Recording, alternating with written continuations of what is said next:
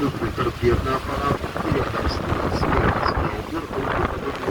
смотрят по 4 трубы такие, это пусковые установки торпедного комплекса для уничтожения надводных целей.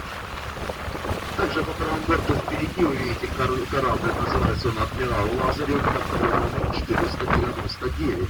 Это СКР, сторожевой корабль. Такие корабли предназначены для охраны государственных границ, охраны караванов, выполнения задач одиночного плавания. Это один из новейших кораблей. На воду был спущен в 2017 году, построен по технологиям стелс, техники несколько зализанные формулами. Основное вооружение – это универсальный корабельный стрельбовый комплекс «Калибр» на 8 пусковых установок.